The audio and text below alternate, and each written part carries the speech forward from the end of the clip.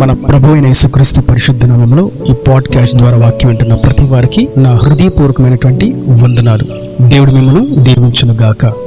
మత్తయి సువార్త 7వ అధ్యాయము 12వ వచనం. కావున మనుష్యులు మీకు ఏమి చేయవలనని మీరు కోరుదురో అలాగునే మీరును వారికి చేయుడి. ఇది ధర్మశాస్త్రమును ప్రవక్తల ఉపదేశమునై ఉన్నది. మనుష్యులు మీకు ఏమి చేయవలనని మీరు కోరుకుంటున్నారో మొదట అది మీరు వారికి చేయండి అని ప్రభు సెలవిస్తున్నారు. ఎందుకని అని ఆలోచించినట్లయితే మనం ఎదుటివారి ఎదురు నుండి ఎప్పుడు నిజం పలికేవారు కావాలని, మనల్ని ప్రేమించేవారు కావాలని, మన ఎదుట నమ్మకంగా ఉండేవారు కావాలని, యథార్థంగా మాట్లాడేవారు కావాలని, మనల్ని గౌరవించే వాళ్ళు కావాలని అందరూ కోరుకుంటూ ఉంటారు. అయితే మీరు ఎదుటివారి దగ్గర నుంచి కోరుకుని పొందుకోవడం అనే సంగతి కంటే ముందు ముఖ్యంగా మీరు మొదట ఆ కార్యాలన్నీ ఎదుటివారికి ఇచ్చివేయండి. అప్పుడు మీరు వాటిని పొందుకోగలుగుతారు. అప్పుడు మీరు దానికి అర్హులుగా మార్చబడతారు. మనం లోకంలో చూస్తూ ఉన్నట్లయితే అబద్ధాలు మాట్లాడడానికి, అన్యాయం చేయడానికి, మోసాలు చేయడానికి, దోచుకోవడానికి, వ్యాపారంలో అధిక లాభాలు దండుకోవడానికి, న్యాయమును తప్పించి తీర్పు తీర్చడానికి, ధనాపేక్షను ఆపేక్షిస్తూ హృదయ కల్మషంతో, కపటముతో, ద్వంద్వ భావాలతో, సాతాను క్రియలతో బంధించబడి ఉంటారు. కానీ వీరికి మాత్రం అందరూ న్యాయం పలకాలి, సత్యం పలకాలి, ప్రేమించాలి, గౌరవించాలి, చెప్పిన మాటకు అందరూ లోబడాలి అని కోరుకుంటూ ఉంటారు. అయితే ప్రభు అంటున్నారు, మనమైతే మొదట వాటిని ఎదుటి వారికి ఇవ్వాలి. ప్రేమించే విషయంలో గాని, క్షమించే విషయంలో గాని, గౌరవించే విషయంలో గాని, నమ్మకంగా ఉండే విషయంలో గాని, సత్యము పలికే విషయంలో గాని, వ్యర్థమైన పలుకులు మాట్లాడకుండా ఉండట విషయంలో గాని, ప్రతి విషయంలో మనం ఏదైతే ఎదుటి వారి ఎదురు కోరుకుంటామో మొదట వాటిని మనం ఎదుటి వారికి ఇచ్చివేద్దాం. మరికొందరు క్రీస్తును అంగీకరించిన వారుగా ఉండి వీరందరి దగ్గర వందనాలు కోరుకుంటారు, అందరి దగ్గర గౌరవ ఖ్యాతిని కోరుకుంటారు. కానీ వీరు మాత్రం అందరినీ అవమానకరంగా, చులకనగా మాట్లాడుతూ ఉంటారు. ప్రభు వాక్యం ఎంతో తేటగా స్పష్టంగా సెలవిస్తుందనగా, మీరు ఎదుటివారి ఎద్దు నుండి కోరుకుంటున్నారు, మంచిదే, దానిలో తప్పేమీ లేదు. కానీ మీరు కూడా వారి యందు అదే విధంగా ఉండండి, మొట్టమొదట మీరు ఆ పని చేయండి అని వాక్యం మనకు తేటగా తెలియపరచబడుతుంది. అనేక మందిని చూస్తూ ఉంటే ఈ విషయాన్ని ఎరగని వారుగా, ఈ విషయాన్ని చదవని వారుగా, ఇట్లాంటి ఒక మాట బైబిల్లో గ్రంథస్థం చేయబడింది అన్న విషయం గ్రహించిన వారుగా, సాతాను క్రియలకు అంటుకట్టబడిన వారుగా, గర్వాంధులుగా, గుడ్డివారుగా, సమస్తమును ఇమ్ము ఇమ్ము అనేటువంటి జలగవలే కోరుకుంటూ ఉండడం మట్టుకే మిగిలిపోతూ ఉంటారు. మనమైతే క్రీస్తును అంగీకరించిన వారంగా, క్రీస్తు ప్రేమలో నిలిచిన వారంగా, క్రీస్తును ప్రకటించే వారంగా, క్రీస్తు సాక్షులుగా నిలబడి వారముగా మనము మన చుట్టూ ఉన్న వారికి అన్ని ఇచ్చివేద్దాం. ప్రేమను, సమాధానాన్ని, క్షమాపణను, దయను, నమ్మకాన్ని, గౌరవాన్ని, మర్యాదను మనము ఎదుటి వారికి ఇచ్చివేద్దాం. వాక్యం ఏం సెలవిస్తుందనగా, ఇంకా మీరు ఏది విత్తుతారో దానినే మీరు కోసుకుంటారు. అవును, మనం ప్రేమను విత్తుతూ, ప్రేమను పంచుతూ, నమ్మకంగా, యథార్థంగా, గౌరవంగా, మర్యాదగా, దయగా, క్షమిస్తూ, క్షమాగుణంతో ముందుకు సాగిపోతూ ఉంటే ఖచ్చితంగా మనం కూడా వాటిని కోసుకుంటాం. మనము వాటిని మరలా పొందుకోగలుగుతాం. మనం ఇతరులను ప్రేమించకపోతే మనలను ప్రేమించేవారు కావాలని కోరుకోవడం ఎంతో అవివేకం.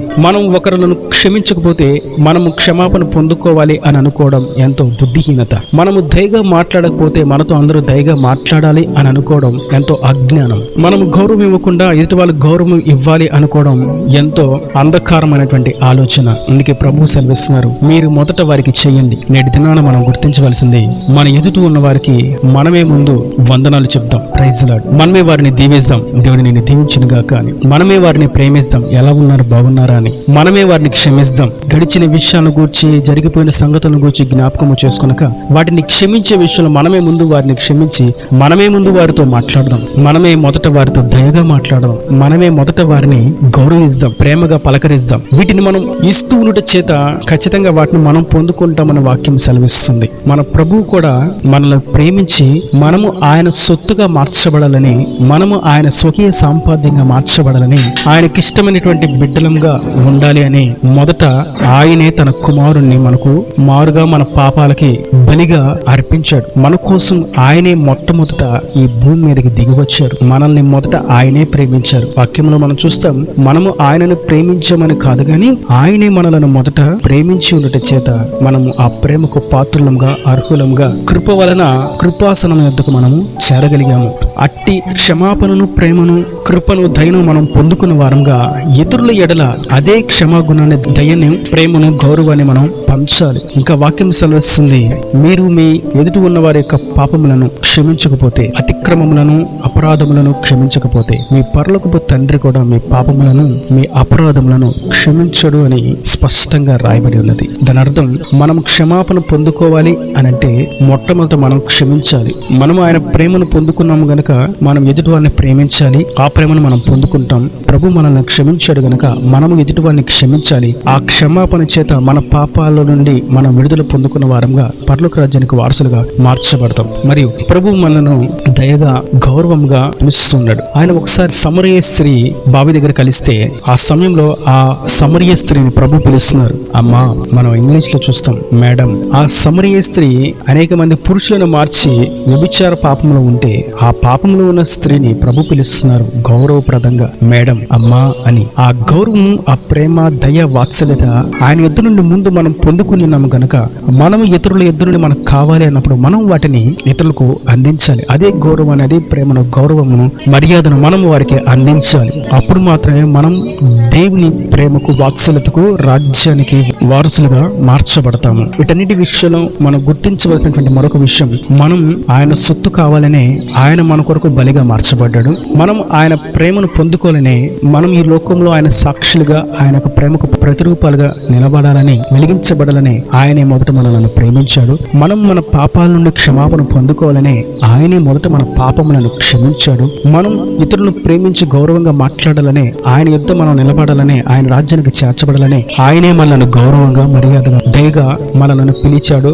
మనం అబ్రహామును, యోసేపును, మన పితరుల చరిత్రను చూసినట్లయితే ప్రభు మొట్టమొదట వారి యుద్ధ నుండి ఆయన వారి హృదయాలను కోరుకున్నాడు, సమర్పణను కోరుకున్నాడు, తీర్మానమును, నిబంధనను, ప్రతిష్టతను ఆయన కోరుకున్నాడు. అదే హన్నాయే గాని, దావీదే గాని, అపోస్తులులే గాని ప్రతివారు వారి హృదయ అంతరంగంలో నుండి మొట్టమొదట ప్రతిష్టత రావాలి అని ఆయన కోరుకున్నారు. అనగా మొదట మనం ఆయనకు ఇచ్చినట్లయితే మనకు కావలసిన వాటిని ఆయన ఇస్తాడు. మనం హృదయాన్ని, మన రాతి హృదయాన్ని ఆయనకి ఇచ్చినట్లయితే మనది రాతి హృదయము, బండ వంటి స్వభావము. ఇటువంటి స్వభావం కలిగినటువంటి హృదయాన్ని ఆయనకు అప్పగించినట్లయితే ఆయన మనకు మెత్తటి మాంసపు హృదయాన్ని అనుగ్రహిస్తాడు. ఆ మెత్తటి మాంసం హృదయం పొందుకోవడం వల్ల ఏం జరుగుతుంది అని అన్నట్లయితే ఆయన ధర్మశాస్త్ర విధులు, ఆజ్ఞలు ఆ హృదయం మీద రాయబడి మనను ఆ పరిశుద్ధ మార్గంలో నడిపించే విధంగా ఉంటాయి. ఆయన పరిశుద్ధాత్మ శక్తి చేత మనల్ని నింపి ఆయన స్వారూప్యంలోకి యోగ్యులుగా, అర్హులుగా రూపుదిద్దబడే విధంగా మార్చబడుతుంది. కనుక మనం మన రాతి హృదయాన్ని ఆయనకి ఇచ్చినట్టయితే ఆయన మెత్తటి మాంసపు హృదయాన్ని